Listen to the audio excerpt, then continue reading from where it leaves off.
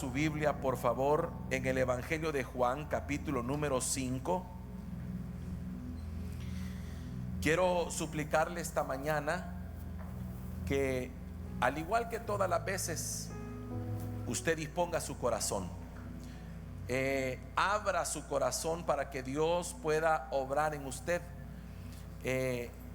y al mismo tiempo quiero pedirle toda su atención, porque esta mañana, si usted logra recibir de parte del Señor y abrir su corazón para que Dios obre, muchas cosas pueden cambiar en su vida. Amén. Así que no se pierda la bendición permitiendo que el enemigo lo distraiga. Ponga su teléfono en vibrador si puede, para no estar ahí atento al teléfono, sino atento al Señor. Dice la palabra, Evangelio de Juan, capítulo 5, versículo 1.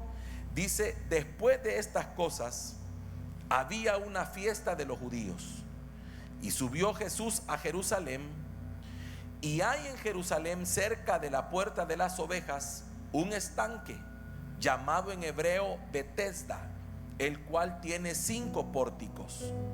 En estos yacía una multitud de enfermos, ciegos, cojos y paralíticos, que esperaban el movimiento del agua, porque un ángel descendía de tiempo en tiempo al estanque y agitaba el agua.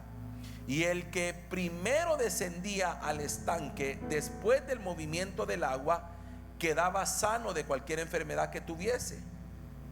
Y había allí un hombre que hacía 38 años que estaba enfermo. Cuando Jesús lo vio acostado y supo que llevaba ya mucho tiempo así, le dijo: ¿quieres ser sano? Señor, le respondió el enfermo, no tengo quien me meta en el estanque cuando se agita el agua, y entre tanto que yo voy, otro desciende antes que yo. Jesús le dijo: levántate, toma tu lecho y anda. Y al instante aquel hombre fue sanado, y tomó su lecho y anduvo, y era día de reposo aquel día. Amén.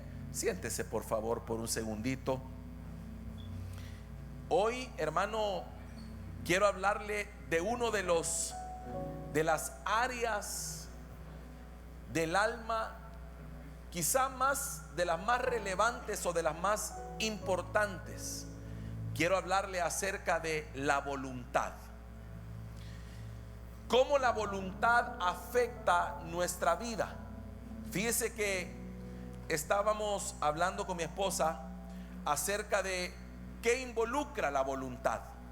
La voluntad es el área del alma donde están anclados los deseos, las intenciones.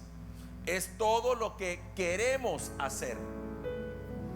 Y de ella, de esta área de la voluntad, se manifiestan las acciones, las decisiones, las elecciones. Es decir, que todo lo que elegimos, todo lo que hacemos, todo eso está regido primeramente por un deseo que tuvimos. Así que el hacer primero tiene que ver con el querer. Yo hice algo porque quise hacerlo. Es decir, hermano, que el punto medular primero consiste en entender que esa área de mi vida también necesita ser restaurada. Porque no solamente tenemos que ver lo que hago, sino lo que quiero hacer. En pocas palabras, hermano, el problema más serio del hombre es que solo se enfoca en lo externo. Lo externo es lo que se ve. Pero en Cristo, en el reino de Dios, lo más importante es lo interno, que no se ve.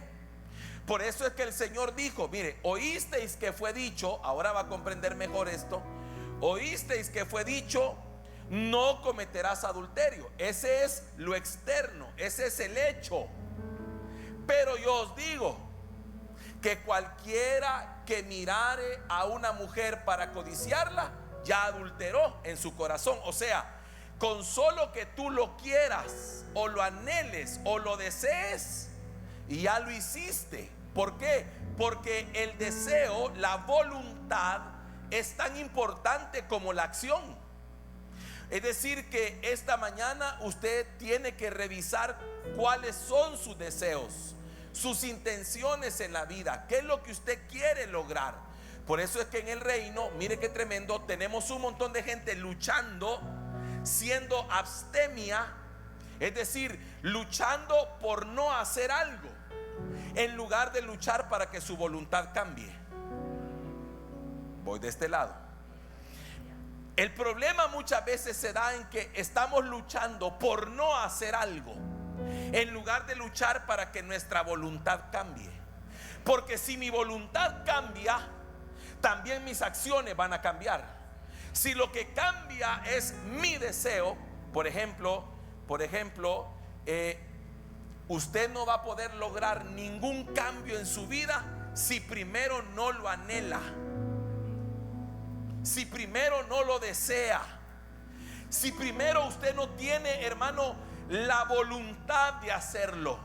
Es por eso que no podemos lograr muchas cosas en el Señor, no podemos cambiar muchas cosas, no logramos avanzar, porque primeramente no lo deseamos. Ese es el problema principal, porque no hay un anhelo en nosotros de ser diferentes o de cambiar en algún área. Porque yo le puedo asegurar a usted que si usted lo anhelara, que si usted lo quisiera, que si usted de verdad, hermano, quisiera lograr eso con todo su corazón, lo lograría. Por ejemplo, hermano, yo no sé por qué a veces nos toca poner los mismos ejemplos siempre, ¿verdad? Pero bueno, imagínese usted, hermano, alguien que está atrapado en un vicio. Lo primero que hay que preguntarle a esa persona es: ¿pero usted quiere dejar el vicio? ¿Usted realmente quiere ser libre de ese vicio? Porque si usted se siente bien así, usted no puede cambiar. Aunque, hermano, vaya a terapias, a grupos, a administración, a liberación, a lo que sea, no va a tener un efecto, porque no hay una intención en usted de cambiar. Y he podido comprender algo: que el ser humano es capaz de amoldarse, de adecuarse, de acostumbrarse a cualquier situación que le toque vivir, aunque ésta sea mala.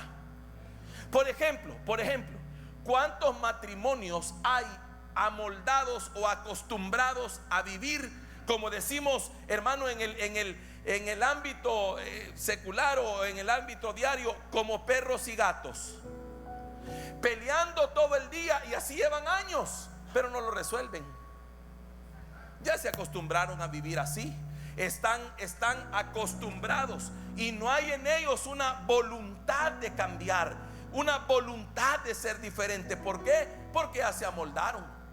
Otro ejemplo: ¿cuántas personas, hermano, viven acostumbradas a la escasez, a vivir, hermano, endeudados, abriendo un hoyo para tapar el otro, y así han vivido siempre?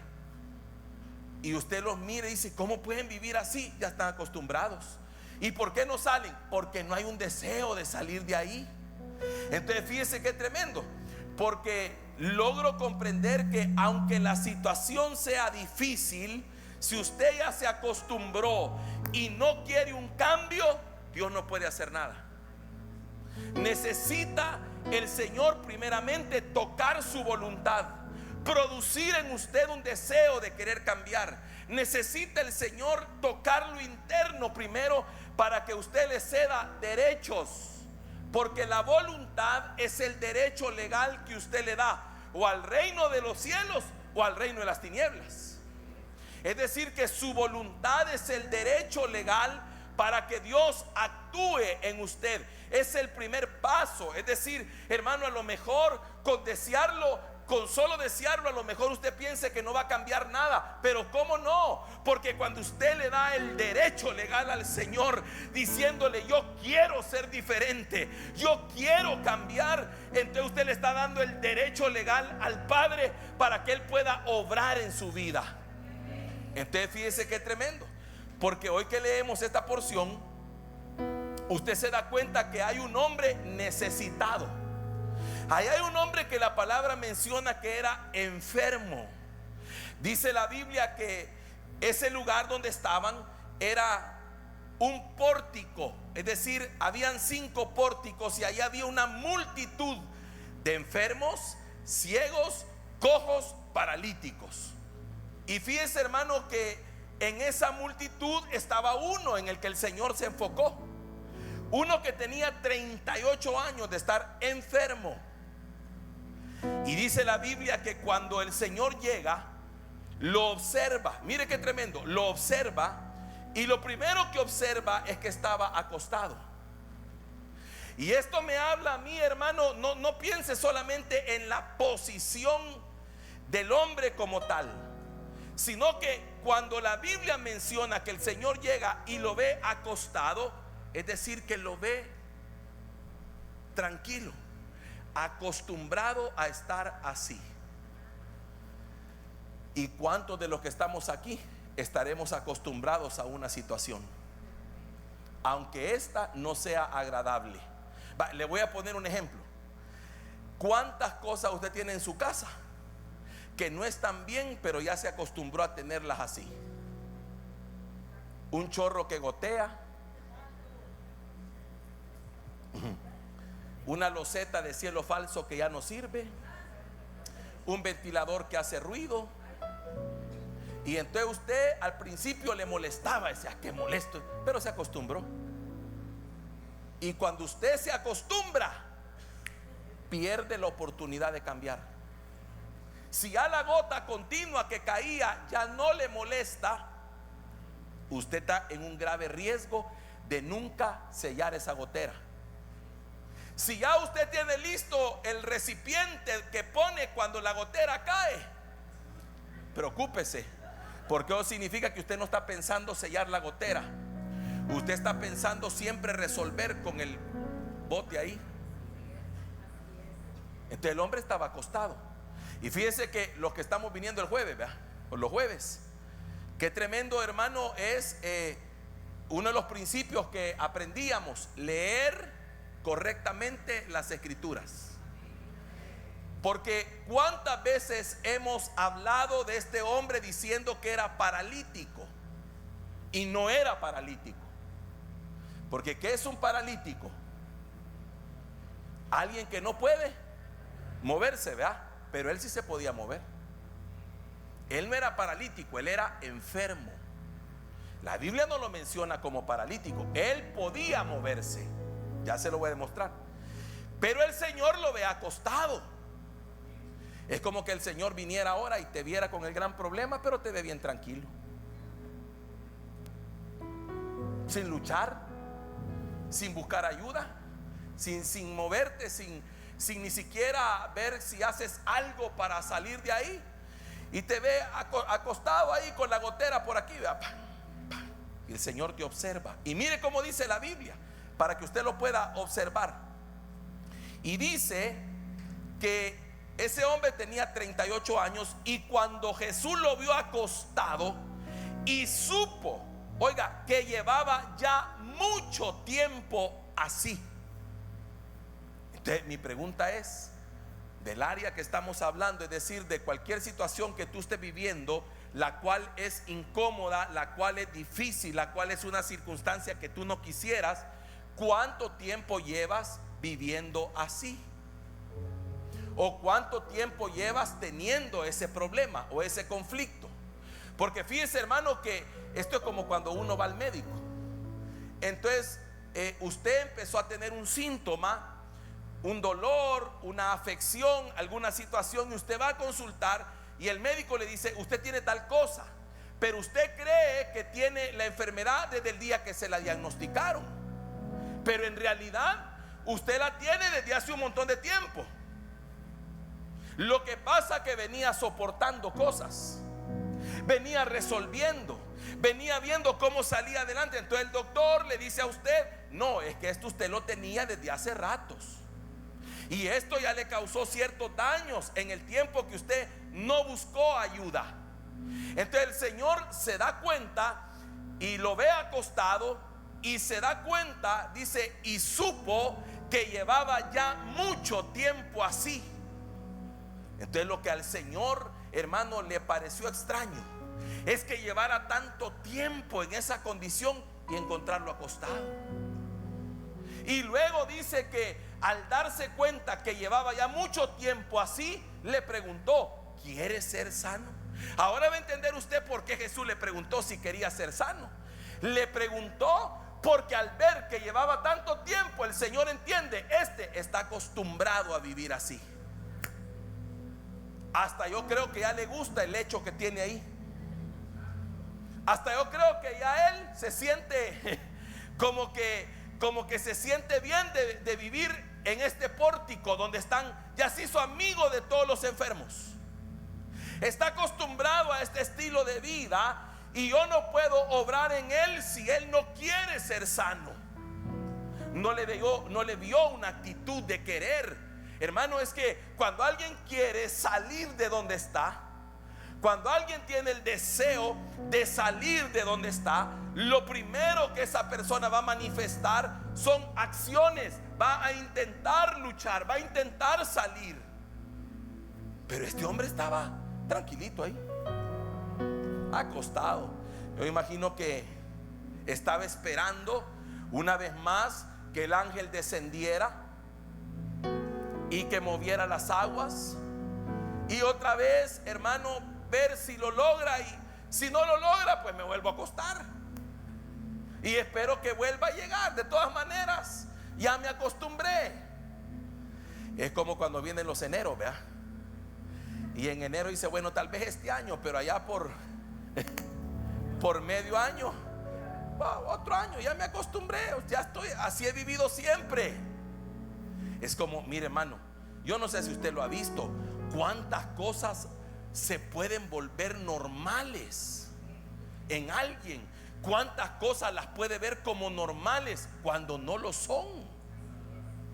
Por ejemplo, cuando usted mira que alguien está en un ciclo repitiendo la misma historia y otra vez, y ya lo ve normal, ya hasta tiene el mecanismo de cómo hacerlo, ya lo automatizó, y usted dice: Dios mío, Padre.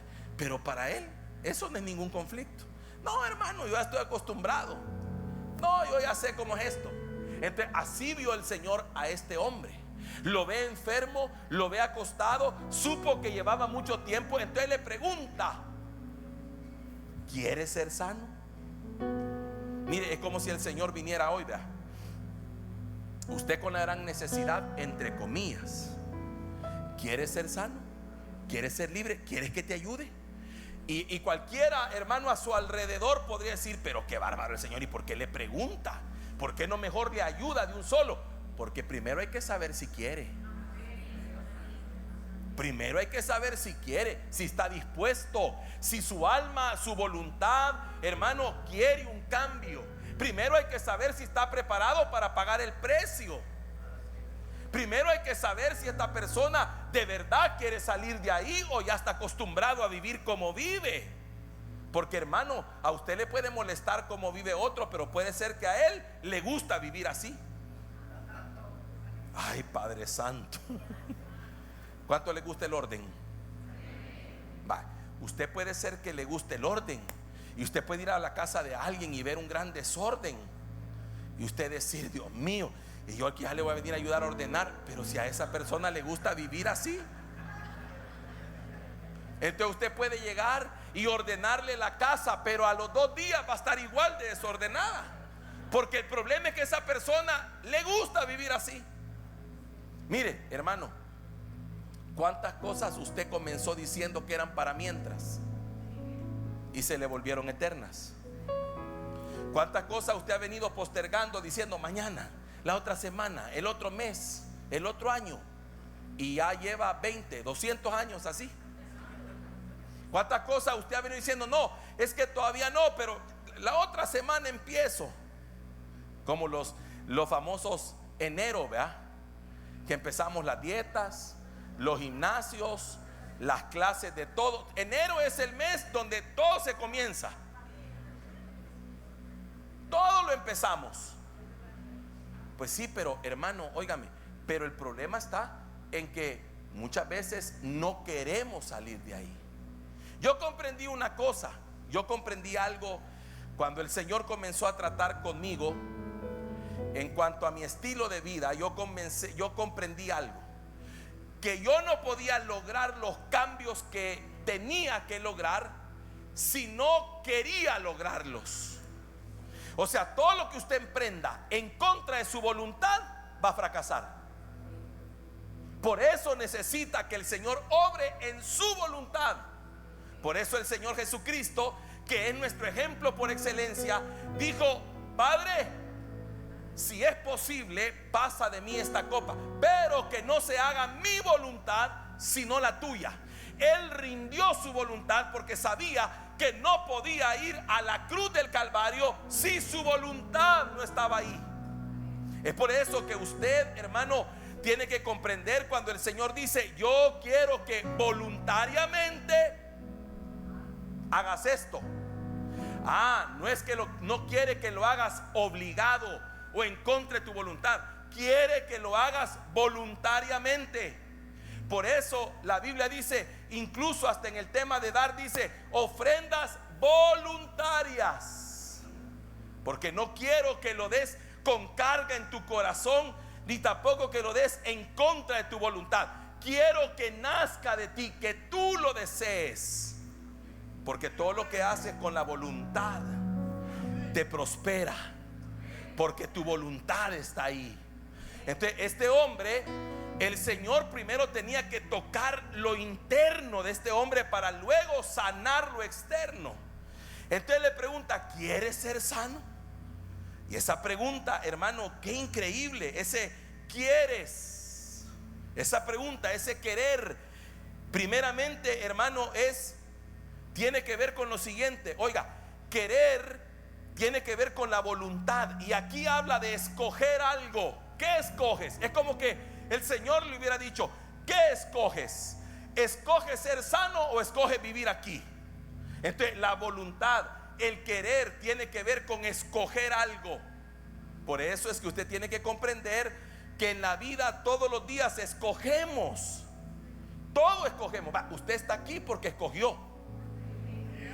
Esta ropa que usted trajo, la escogió. Usted agarró el closet: esta me voy a poner. La ropa no lo escogió a usted. Usted escogió la ropa. Usted está aquí a las 8 de la mañana porque escogió estar a las 8 de la mañana. Quiere decir que todo en nuestra vida es producto de una elección, y esa elección es producto de la voluntad. Por eso el Señor, qué tremendo, ¿verdad? Hermano, es que cuántas cosas hoy nos afectan porque fueron nuestras elecciones. Entonces esa palabra quieres es escoger o preferir. ¿Qué prefieres? Como que el Señor le dijo: ¿qué prefieres? ¿Quedarte aquí o ser sano? Entonces, si usted le pregunta a alguien que está en un montón de situaciones, ¿qué prefieres? ¿Seguir como estás o cambiar? Seguir como estás es más cómodo para ti, entre comillas. Pero salir de ahí y cambiar va a involucrar un precio, un esfuerzo. Esa palabra también significa deseo. ¿Qué deseas? También significa esa palabra es tremendo porque significa a qué estás dispuesto. En pocas palabras, el Señor, cuando le pregunta: ¿quieres ser sano?, le dice: ¿estás dispuesto? ¿Hay disposición en tu corazón para que yo obre? Por eso es que, mire, hermano, no todo se lo podemos dejar al Señor. Es que tiene que haber disposición en nosotros. Tiene que haber en nosotros un deseo: Señor, yo ya no quiero vivir así. A ver, ¿cuántos tienen un área en su vida que dicen: yo ya no quiero vivir así? Mire, por ejemplo, el que tiene un problema de carácter, tiene que tomar una determinación. Es decir, yo ya no quiero vivir así. Es que como mire, hermano, yo creo que tiene que haber una gota que rebalse el vaso. Entonces llega un momento que alguien dice: no, yo ya no quiero esto. Estoy afectando mi vida, estoy afectando mi familia, estoy afectando mis relaciones, estoy afectando todo. Entonces yo ya no quiero. Yo, Señor, quiero cambiar. No sé cómo, pero quiero cambiar. Entonces usted le está cediendo el derecho. Usted está dispuesto. Y cuando alguien está dispuesto, solo tiene que oír la receta, porque la receta es la respuesta de Dios a la disposición del hombre. Entonces el hombre, este paralítico, o este enfermo, mejor dicho, este enfermo, le estaban preguntando: ¿estás dispuesto? ¿Quieres? ¿Deseas? ¿Escoges ser sano? Y entonces él le da una respuesta al Señor, hermano, que es ambigua. Porque en primer lugar le dice: Señor, y empieza, oiga, y le dice: no tengo quien me meta en el estanque cuando se agita el agua. Mire a alguien que tenga cerca y dígale excusas. La primera excusa que este hombre puso fue que no tenía quien le ayudara. Pero yo vine a hablar con gente hoy que no va a seguir excusándose en que no tiene alguien que le ayude, porque hay un Dios en los cielos que esta mañana te dice: aunque nadie te ayude, yo vine a ayudarte. Este hombre estaba diciendo: nadie me ayuda, no tengo gente que me meta en el estanque. Eso es como cuando alguien empieza a buscar culpables, y cuando mira su condición y la gente le dice: mire, hermano, pero quisiera cambiar. Ay, sí, pero viera que es que mi mamá tal cosa, mi papá tal otra, mi esposo aquí, mi esposa allá, mis hijos aquí, mis papás allá. Es que no te están preguntando por los demás, te están preguntando a ti qué quieres. Te están preguntando si quieres o si no quieres. Eso es todo lo que el Señor te está diciendo esta mañana. Este hombre tenía una excusa válida. Ahora, mi pregunta es esta: todos los que estaban ahí eran necesitados. Unos eran cojos, ciegos, paralíticos, y otros estaban enfermos de un montón de cosas. Entonces todos tenían una necesidad. Pero este hombre se queja de que nadie le ayuda. ¿Se ha fijado que hay gente que culpa a los demás de su situación? Eso es solo una excusa para no salir adelante. Porque mientras te estés culpando a otros, siempre vas a encontrar un responsable externo y nunca vas a llegar al meollo del asunto, porque el meollo del asunto no está afuera, está aquí adentro, en si quieres o no quieres salir de ahí, quieres o no quieres cambiar, quieres o no quieres superarte, quieres o no quieres caminar como Dios dice. Esa es la pregunta. Por eso es que usted muchas veces pone como excusas: es que fulano aquí, es que fulano allá, es que yo estoy así por culpa de no sé quién. No, usted no es víctima de nadie. Usted no le puede dar ese derecho a nadie de que usted sea víctima de alguien. Usted es responsable de sus actos. Mire al que está a la par y dígale: no más víctima de nadie.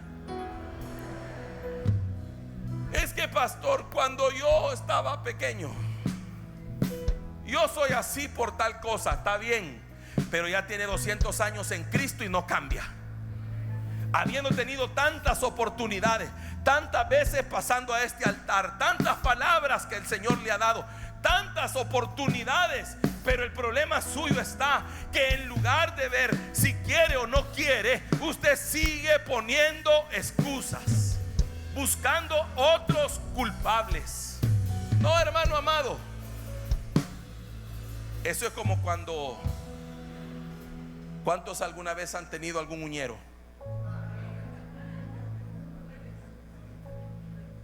Qué duro es tener un uñero. Peor si es en el dedo gordo del pie. ¿Sabe por qué? Porque usted solo ahí se anda golpeando. Entonces usted va caminando y se dice: ay. La primera, usted puede decir que la culpa es del sillón, pero sigue caminando y se da en la silla y puede decir: la silla. Pero después se da en la cama, ya hay 3. Entonces no es ni la cama, ni el sillón, ni la silla.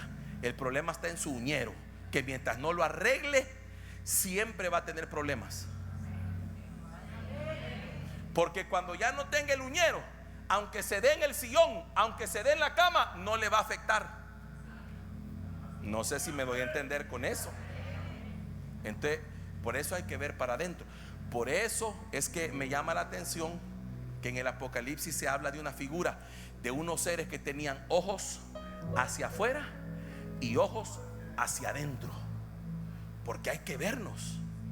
Entonces este hombre, este enfermo, primera excusa que pone es: no tengo quien. Mira al que está a la par y dígale: aunque nadie te ayude, el Señor te va a ayudar. No se siente en su cama a decir: pobrecito de mí, es que a mí nadie me ayuda, es que a mí nadie, pero nadie me echa la mano. No diga eso, porque hay un Dios en los cielos que lo dio todo por usted.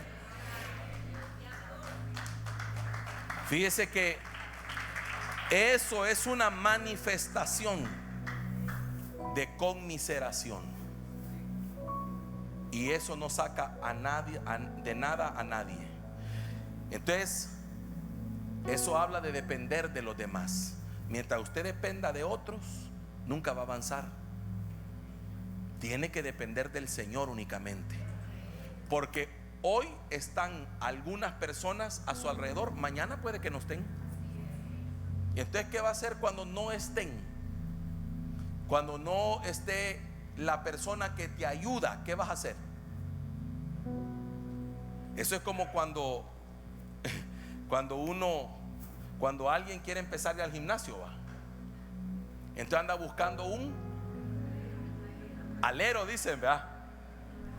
Y cuando el alero no va tampoco él. Entonces no sirve la cosa, porque no hay voluntad. Entonces depende del alero, que le diga el alero: hey, vamos, no hombre, vamos. Ay, no, estoy cansado. No, vamos, ya paso por vos. Entonces te está dependiendo de. Y cuando no esté ese, ¿qué va a pasar? No va a poder. Entonces usted necesita depender solo del Señor.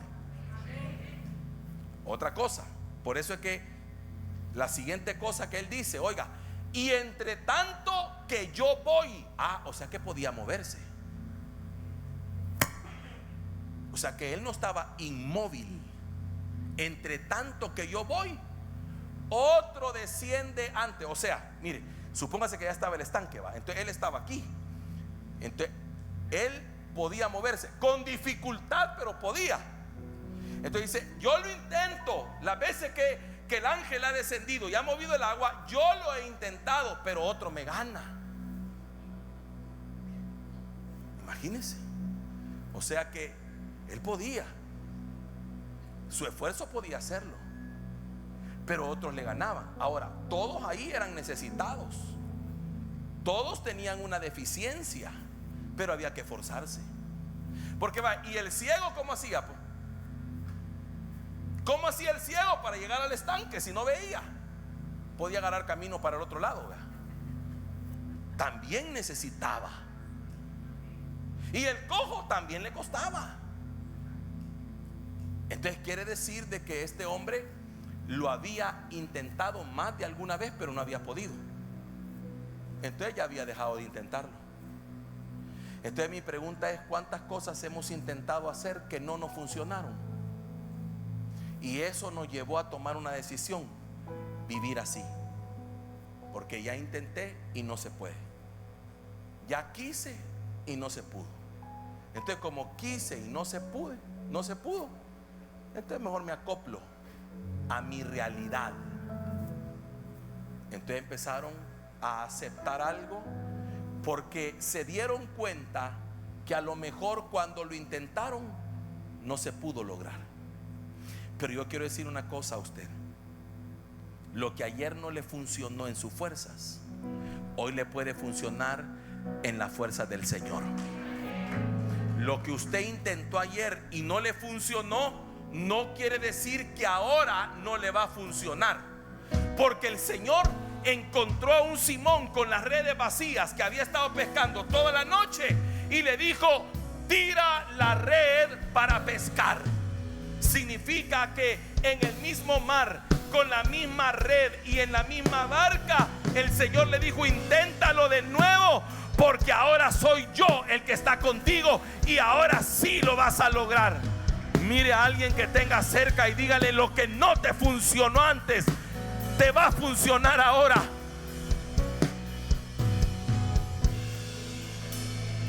El alma se protege. Fíjese que si hay algo que al alma la asusta, es fracasar. Porque nosotros no nacimos para fracasar. Se da cuenta que los niños desde chiquitos quieren ganar. Como siempre le digo, ¿verdad? Nosotros somos los que inventamos el asunto, que aquí la cosa no es ganar, sino competir. Pero eso le decimos para que se consuele. Pero en sí el niño quiere ganar.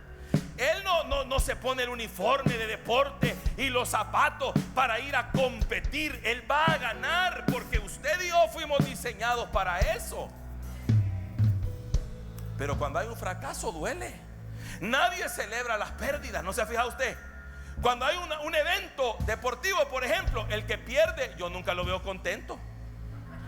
No lo veo celebrando que perdieron. Ya perdimos, el otro año venimos a perder de regreso. No. Y yo lo veo tirado en el suelo llorando con un sentimiento. Y el que ganó lo veo celebrando y todo. Entonces, oiga, el alma cuando fracasa se frustra. Y una de las características de la frustración es dejar de intentarlo. Hay gente frustrada, ya no intenta las cosas, ya se acostumbró a vivir así porque lo intentó tantas veces y no le funcionó, que mejor dijo: ya no quiero repetir este dolor de fracasar. Pero alguien esta mañana debe comprender que en el Señor siempre hay una nueva oportunidad y hay un tiempo para volver a intentarlo. Alguien tiene que decir: este es mi kairos, este es mi tiempo, este es el tiempo de Dios para mí. Dios va a comenzar a tocar la voluntad de algunos para salir de donde están, para intentarlo de nuevo, para desear otra vez salir de la situación en la que están. Entonces, el Señor, la clave fue esta. Oiga, la clave, este hombre responde de una forma como que no tan directa, pero el Señor entiende algo. Oiga, ¿quieres ser sano? Entonces él responde y dice: Señor, no tengo quien me meta en el estanque cuando el ángel agite el agua. Y entre tanto que yo voy, has tratado de ir, o sea que quieres. Has hecho el intento, o sea que quieres. Entonces viene el Señor e interpreta el hecho de que él lo ha intentado como que si tiene el deseo de hacerlo. Entonces viene el Señor y le dice: levántate. Wow, hermano, qué impresionante. Oiga, levántate, toma tu lecho y anda. Esa palabra, hermano, que salió de la boca de Jesús fue directo a la voluntad del enfermo, fue directo a la voluntad del hombre, a tocar la voluntad, porque ese hombre estaba acostado, estaba quizá, hermano, ya acostumbrado a vivir así. Pero cuando Jesús le dice: levántate, tocó su voluntad, tocó su deseo, tocó su intención, hizo que el hombre se levantara de ese lugar, comenzara a caminar. Y hay alguien en esta casa ministerial que a partir de este día se va a levantar de ese lecho, se va a levantar de esa condición, se va a levantar de esa situación, porque tu voluntad está siendo tocada por una palabra del Padre. Oiga, levántate. Me llama la atención algo. Jesús no le extiende la mano y lo levanta, le dice: levántate, necesito que tú tú lo desees, que tú lo hagas. Quiero que tú tomes la decisión. Quiero que tú, en base a la palabra que te estoy dando, te esfuerces por levantarte. Quiero ver tu voluntad en acción. Quiero ver tu deseo de salir adelante. Quiero ver tu deseo de que tu vida cambie. Quiero verte hoy, esta mañana, con la intención de no volver al estado en cual te has mantenido. Quiero verte hoy levantándote, tomar tu lecho, porque no regresarás a este lugar como has estado, y empieces a caminar. Haz lo que no has podido hacer, haz lo que has querido hacer toda la vida. Empieza a moverte, pero tienes que tomar una decisión. Tóquele el hombro a alguien, dígale: tienes que tomar una decisión. Levántate es un cambio. Esa palabra, levántate, es un cambio de posición. Es un cambio de estado emocional, físico, mental y sobre todo espiritual. No puedes seguir ahí donde estás. No puedes estar en este lecho. Llevas 38 años aquí. Estás acostumbrado a vivir así, pero hay una vida diferente para ti si obedeces mi voz. Me imagino que el Señor le dijo: si obedeces mi voz y te levantas, lo vas a lograr, porque mi palabra te faculta para lograr lo que no podías lograr en tus fuerzas. Así que óigame, Jesús no le dio la mano, le dio una palabra. Hay gente que espera que Jesús lo levante, y lo que Jesús te da es una palabra para que tú te levantes. Porque hay cosas en la vida que nadie puede hacer por ti. Por ejemplo, el ejemplo que le pongo a usted de los padres y los hijos. El padre puede pagarle la universidad al hijo, puede ir a matricularlo, comprarle todo lo necesario para esos estudios, darle para los pasajes o carro para que vaya. Pero hay algo que el padre no puede hacer por él: estudiar. Entonces lo mismo pasa en el Señor. Dios puede hacerlo todo, ya lo hizo, porque en la cruz del Calvario Jesús dijo: hecho está. Dijo, en ese momento dijo: consumado es. La obra está terminada. Ahora estudia. Ya te matriculé, ya te pagué el semestre completo. Nunca vas a estar en mora. Jamás te va a decir un maestro que no te puedes examinar porque no te han pagado la clase. Nunca vas a decir que no tienes el libro necesario, porque todo te lo han dado. Todo te lo ha dado el Señor. Entonces ahora solo levántate.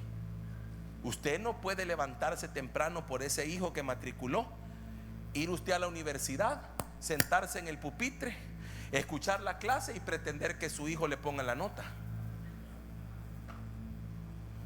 Así que el Señor le dio una palabra. Número 2, Mateo capítulo 15, rapidito.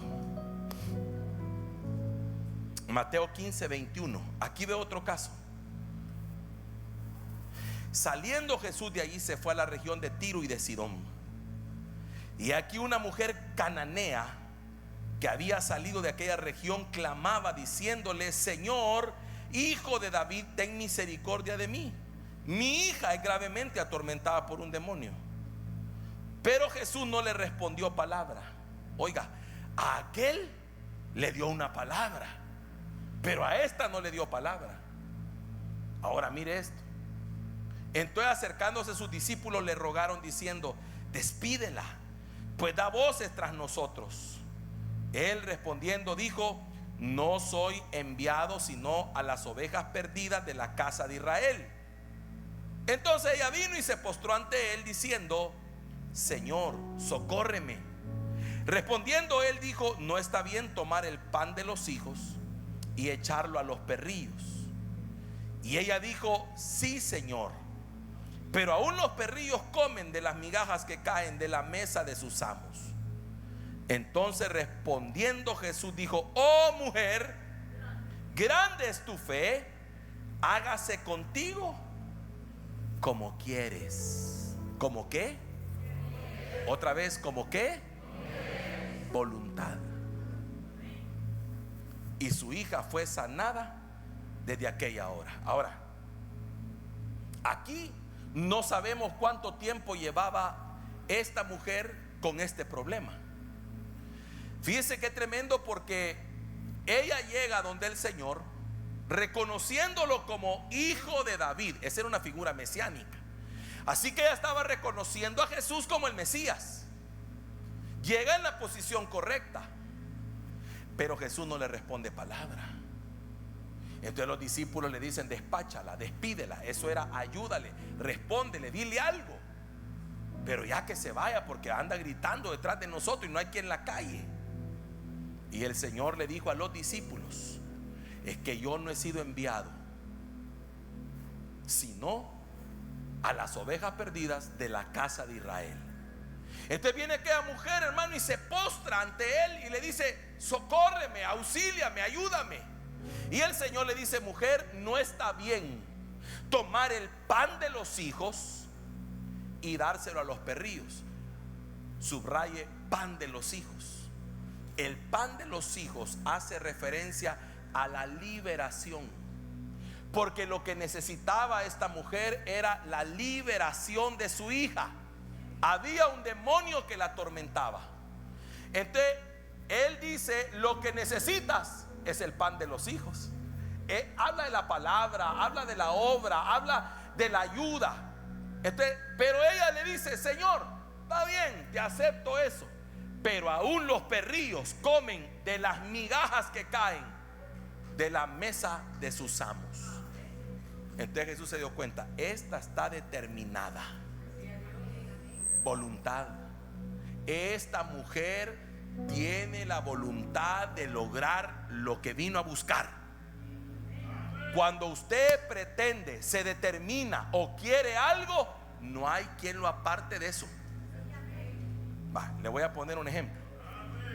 Usted vino un día y dijo: yo me voy a ir de paseo. Y usted agarró las cosas, preparó todo y las echó, y usted dijo: nos vamos. Entonces usted estaba determinado a ese paseo, pero en el camino se encontró con tráfico. En el camino se le pinchó una llanta. En el camino pasaron cosas, pero usted las superó todas, porque usted estaba determinado en llegar allá. Así que llegó más tarde de lo previsto, pero llegó. Con las manos sucias porque cambió la llanta, pero llegó. Un poquito malhumorado porque había tráfico, pero llegó. Entonces, ¿qué fue lo que hizo que usted no agarrara el carro y se regresara?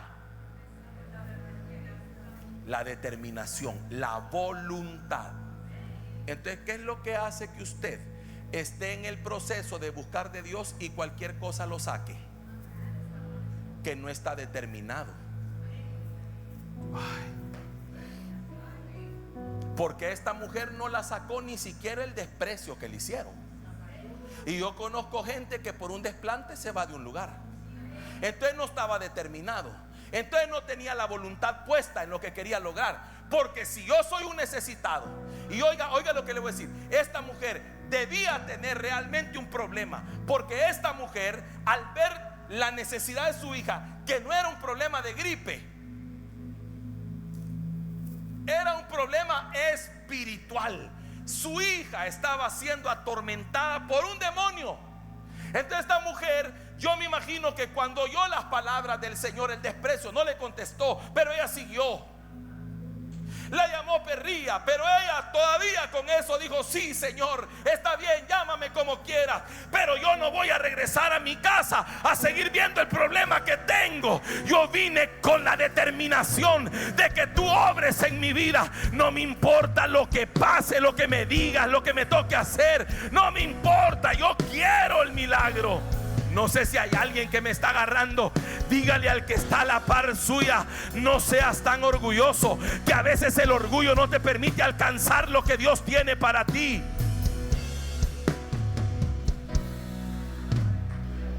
Eso es como cuando usted llega pidiendo un favor Y entonces le dicen a usted: ya lo vamos a atender, espérenme un segundito.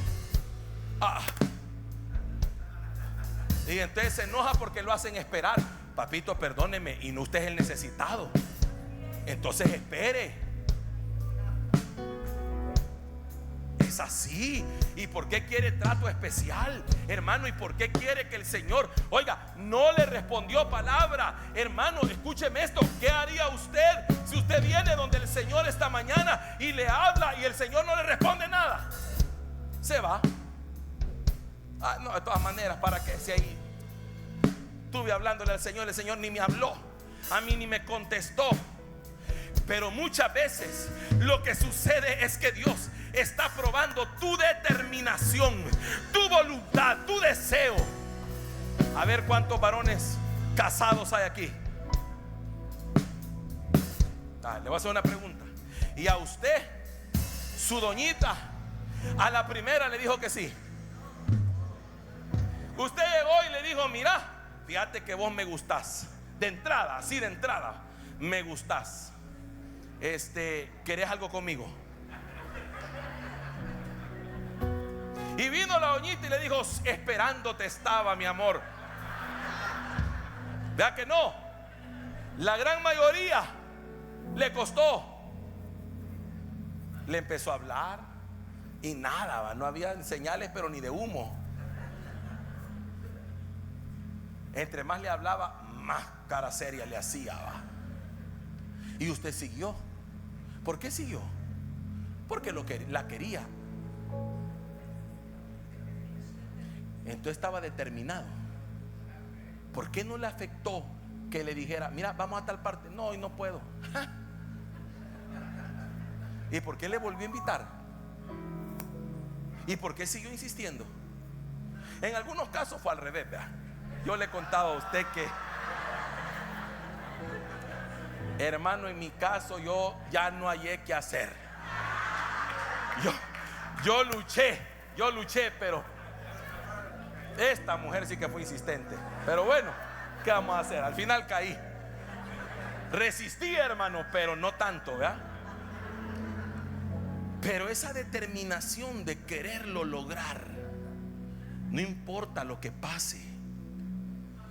No importa, hermano, que en el camino se den cosas, nada me va a sacar de ahí, porque yo estoy determinado a ver un cambio. Es que mire, esta mujer, escúcheme el lenguaje, póngame atención. Esta mujer le dice: ten misericordia. ¿De quién?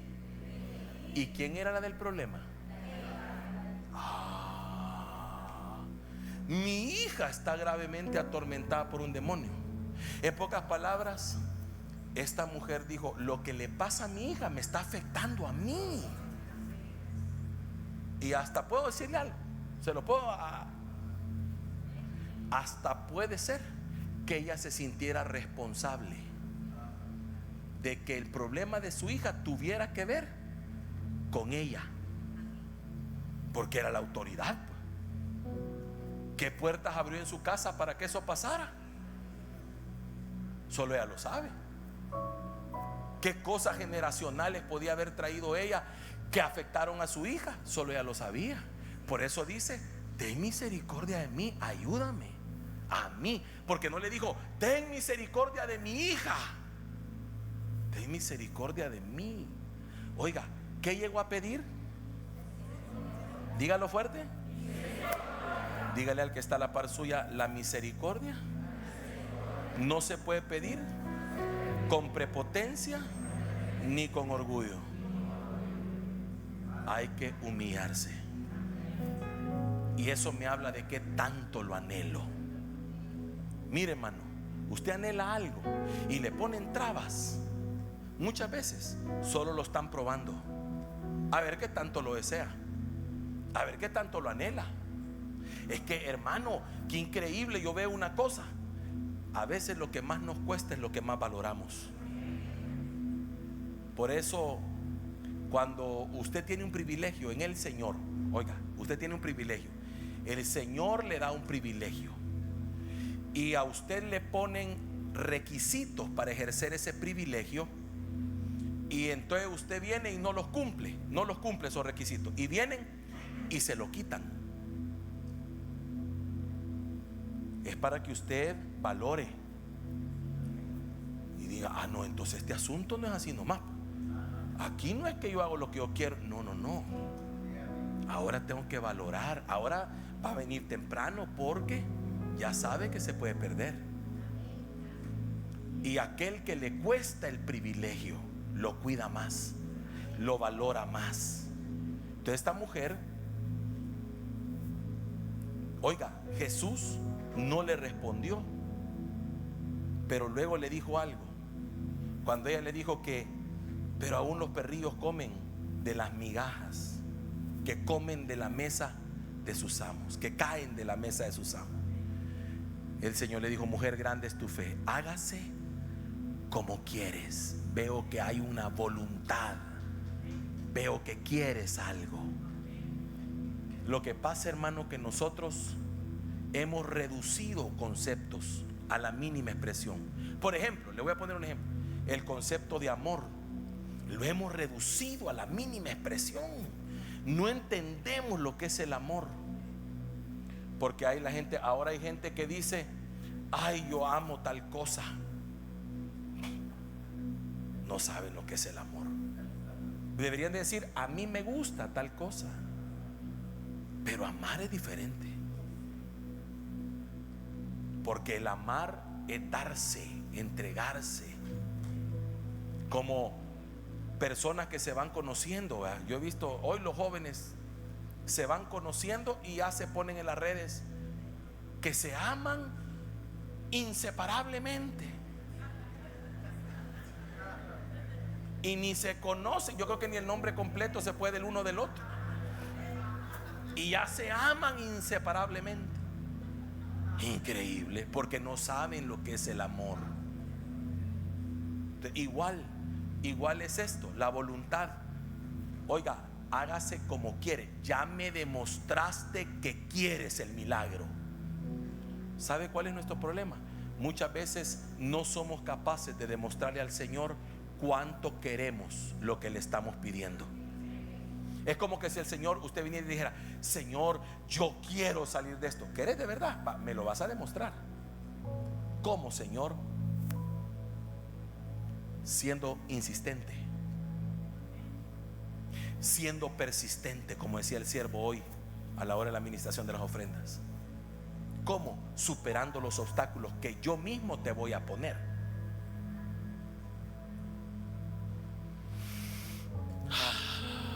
Porque todos le echamos la culpa al diablo, ¿va?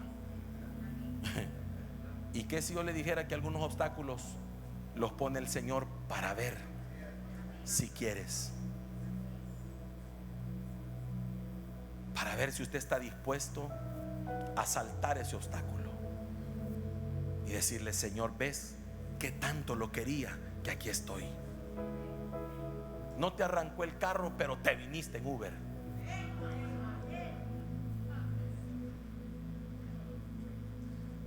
Ah, dice el Señor, solo te estaba probando. Y cuando usted llega a la casa, le arranca el carro. Pero usted viene y dice: diablo cochino. Y viene el Señor y dice: tranquila, no le atribuyas al diablo las obras que yo hago. Yo te probé para ver si querías, porque yo tenía una palabra para ti, pero de ti dependía recibirla. Yo te probé a ver si ese pequeño disgusto antes de salir de tu casa te anulaba. Pero ya veo que quieres. Hágase como quieres. ¿Se da cuenta? ¿Se da cuenta que no fue fácil? Hágase como quieres. Ya me mostraste, te probé, no te respondí palabra, te dije que no era para ti el pan de los hijos, pero con todo eso luchaste para recibir el milagro. Llévatelo esta mañana, agárrelo esta mañana, porque si usted realmente lo quiere, recíbalo. Wow, Dios mío. Termino con esto, con este otro ejemplo. Lucas capítulo 15.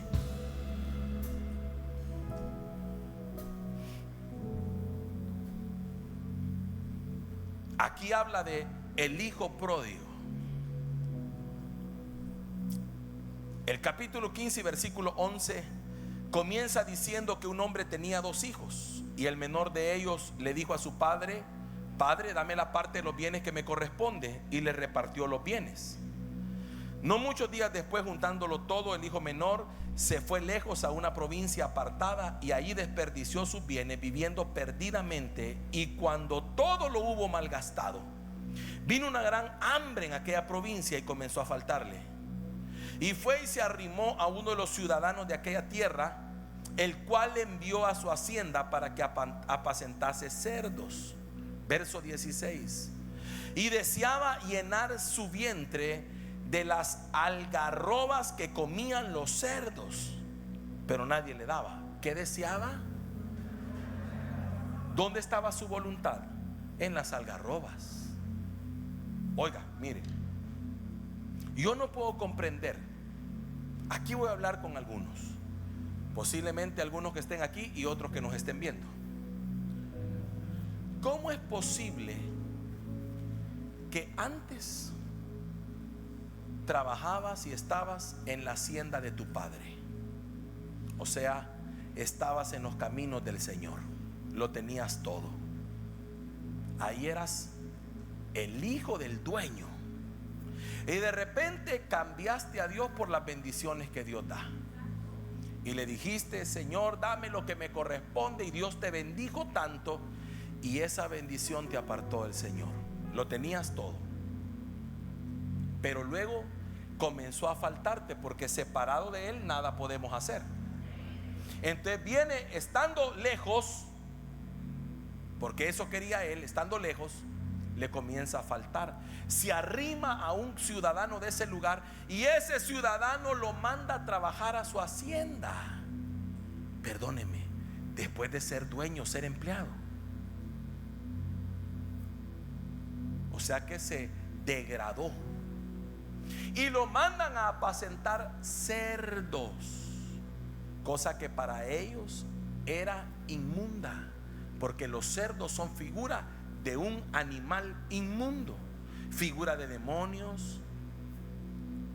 Y entonces, ¿qué sucede? Estando ahí, su voluntad, su deseo, dice, y deseaba llenar su vientre. Oiga, ¿era un varón, sí o no?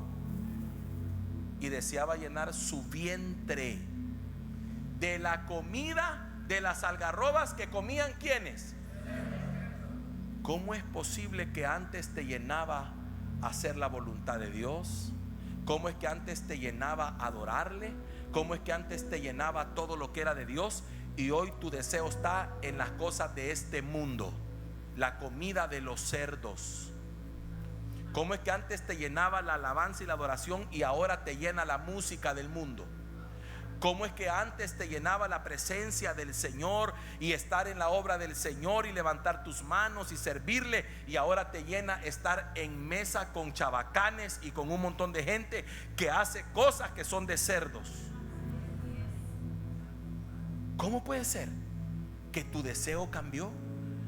Que tu voluntad cambió, que ya tu anhelo no es la casa del Señor, sino que el anhelo ahora son otras cosas.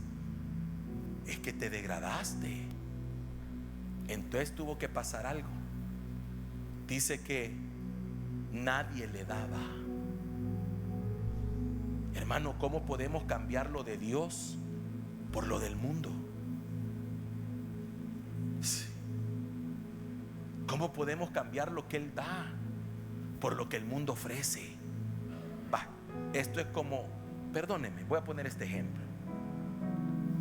Esto es como el hombre insensato que cambia la mujer que Dios le dio por lo que el mundo o el diablo le ofrece.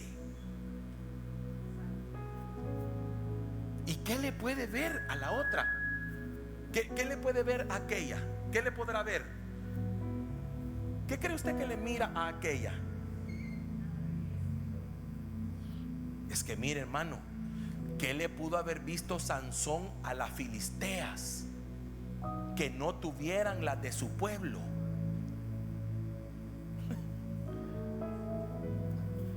Tremendo, ¿no le parece? Porque las filisteas son especialistas en seducir. Entonces, ¿cómo puedes cambiar lo que Dios te dio por la chatarra del mundo, por las algarrobas que son para cerdos? Eso es lo que hacemos cuando cambiamos lo de Dios por lo del mundo. Como cuando desperdiciamos el tiempo y preferimos, hermano, estar fuera de las cosas de Dios. Lo cambiamos a Él por un plato de lentejas, pero en este caso un plato de algarroba que ni siquiera se lo daban. Imagine que hasta eso le negaron, o sea que no llegaba ni a la calidad de cerdo. Y yo leía algo acerca de las algarrobas. Dice que ese era un plato o un alimento que solamente estaba destinado para los animales y para la gente en extrema necesidad. Imagínense a dónde había caído después de tener herencia, después de tenerlo todo. No, hermano. Entonces viene el Señor y hace una obra en él. Y volviendo en sí dice, hermano, ¿y cuántos hermanos nuestros tendrán que volver en sí para darse cuenta que su voluntad está en lo que no debería, que su deseo está donde no debería? Y en darse cuenta y decir, yo estoy mal, yo no debería estar anhelando eso.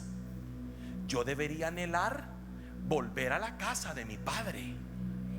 Entonces mire, pero viene y dice que volvió en sí. O sea, ¿sabe qué? ¿Cómo es esto? Despertó. Mira al que está a la par y dígale, hoy te van a despertar. Despertó y le dijeron, y oigan, y hubo un de repente, y se dio cuenta y dijo, ¿y yo qué hago aquí?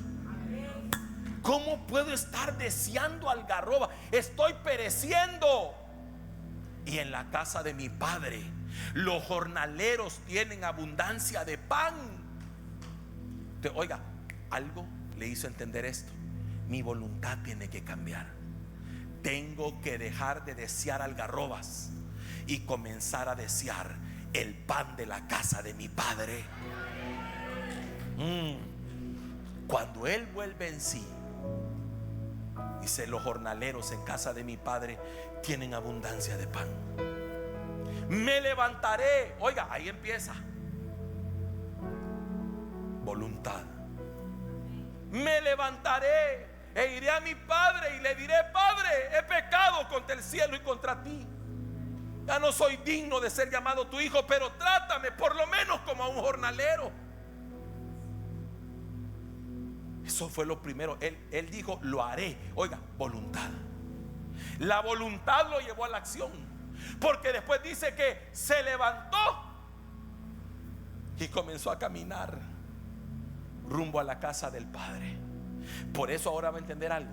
Por eso va a entender esto. Mire, el Padre lo vio de lejos y fue movido a misericordia. Lo llegó a recibir, lo abrazó y lo besó. Entonces el hijo le dijo aquello que había propuesto decirle: Padre, he pecado contra el cielo y contra ti, no soy digno de ser llamado tu hijo, hazme como a uno de tus jornaleros. Pero el padre no le escuchó esas palabras. Ahora me va a entender algo. ¿Por qué el padre salió corriendo a abrazarlo y besarlo? Porque aquel hombre estaba arrepentido.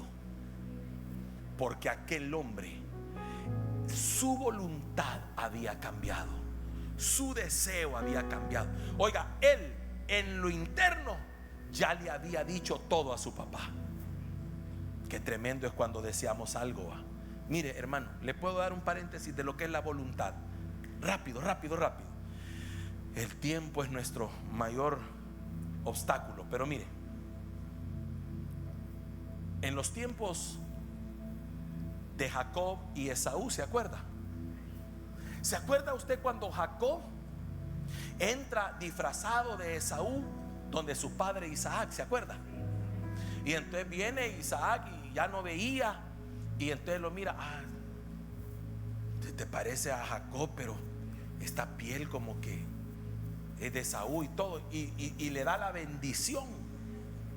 Y luego entra Esaú, se recuerda, y le dice: padre, bendíceme. Y le dice: pero ¿cómo si yo ya te bendije? Pues entonces no eras tú. Y viene Saúl y dice: padre, pero ¿y que ya no tienes otra bendición que darme? Y dice: hijo, ya le di la bendición a tu hermano. Entonces Esaú sale de ahí, escúcheme acá, sale de ahí con un deseo, con una intención.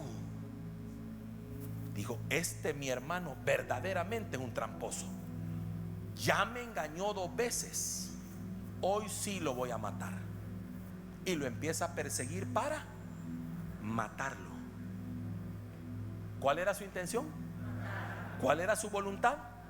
¿Cuál era su deseo? Más adelante se reconcilian, ¿verdad que sí? Pero la vida sigue. Jacob se convierte en Israel. Israel se forma como nación. Y de Esaú sale Amalek. ¿Y sabe qué sucedió? Que Amalek se convirtió en asesino de Israel. Porque las intenciones que no corriges o no sanas hoy, mañana te pueden dar problemas. Por ejemplo, mire, usted, ¿qué puede usar de ejemplo, padre? Vamos a suponer que esta es una baguette de pan, bien tostadita, recién horneada. Entonces yo me quiero comer esta baguette, me gustan las baguettes a mí. Pero resulta que llega un momento que yo comprendo que ya no debo comer baguette porque me afectan mi salud. Un ejemplo. Pero si yo no corrijo mi intención, hoy tengo ganas de comerme esa baguette, pero si yo no corrijo mi intención, pueden pasar 2 días, 3 días, 4 días, 5 días y no me comí la baguette. Pero allá a los 2 meses la encontré mal parada y me la comí, porque no corregí mi intención. Por eso es tan terrible la voluntad. Por eso es que a veces no entendemos por qué hoy ya no lo hacemos, pero la intención siempre está ahí. Tarde o temprano mi carne va a ser más fuerte, porque me puedo descuidar. Mi carne se va a volver más fuerte si me descuido, y aquello que en aquel tiempo deseé lo puedo venir a hacer aquí. Por eso debo corregir allá. La clave no está en decir no puedo, la clave está en decir no quiero. No sé si me doy a entender. ¿Cuántos varones hay aquí que fueron bebida, que estuvieron en la bebida más de alguna vez? Usted, eso es. ¿Se acuerda cuando usted quería dejar de beber y los amigos lo invitaban? Hey, vamos a echarnos un par. Usted decía: no puedo. Oiga, no puedo, fíjate que no puedo. ¿Y por qué? ¿Qué pasó? Es que fíjate que mira, que cualquier excusa. Estoy tomando antibióticos, fíjate, y entonces no puedo. Entonces, como usted decía no puedo, ellos lo seguían intentando, porque ellos esperaban el momento que usted pudiera. Porque la palabra clave no era no puedo, era no quiero. Ya no quiero, no me nace, ya no tengo la intención de hacerlo. Eso es cerrarle la puerta al enemigo. Entonces, oiga, este joven pródigo tenía que dejar de desear las algarrobas y comenzar a desear el pan de la casa de papá. Cuando él dejó, oiga, cuando su voluntad cambió, el Padre fue movido a misericordia. No tuvo que decírselo al Padre, solo tuvo que desearlo. Por eso es que yo le digo esta mañana que solo rindiendo tu voluntad habrás ganado el 80% de la batalla, hermano. Por eso con solo decirle: Padre, sí quiero tu ayuda, quiero cambiar, quiero salir de aquí, quiero vivir diferente, quiero lograrlo. Con solo eso habrás logrado quizá más de la mitad de la batalla, porque el Padre dirá: si me rindes tu voluntad, me das los derechos, y si me das los derechos, yo puedo obrar en tu vida. Si te dispones, yo puedo obrar en tu vida. Póngase de pie esta mañana, dígale: Padre, yo quiero